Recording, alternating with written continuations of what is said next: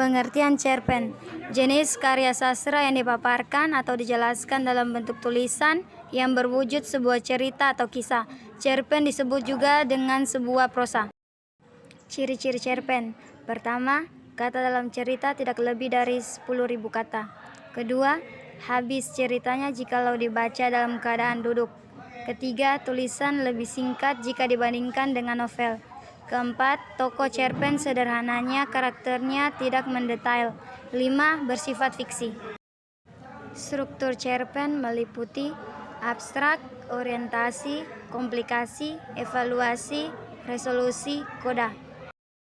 Unsur intrinsik cerpen.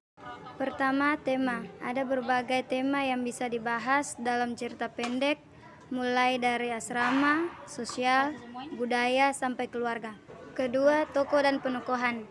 Dalam cerita pendek, ada tokoh yang berperan sebagai orang baik, orang jahat, atau orang yang biasa-biasa saja. Penokohan dapat dikenalkan dengan cara mendeskripsikannya atau melalui dialog yang dilakukan si tokoh dalam cerita. Ketiga, latar. Unsur berikutnya adalah latar belakang terjadinya cerita.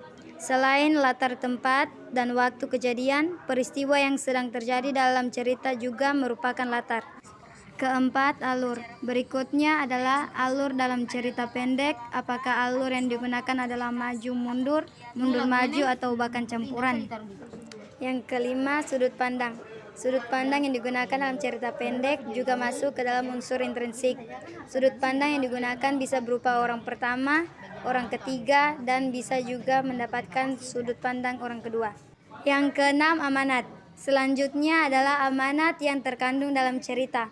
Misalkan cerpen yang diceritakan mengandung amanat supaya pembacanya menerapkan protokol kesehatan yang berlaku supaya penyebaran penyakit dapat dicegah. Unsur ekstrinsik cerpen meliputi latar belakang hidup pengarang dan keadaan sosial politik masyarakat. Demikianlah video singkat dari saya, semoga bermanfaat. Terima kasih.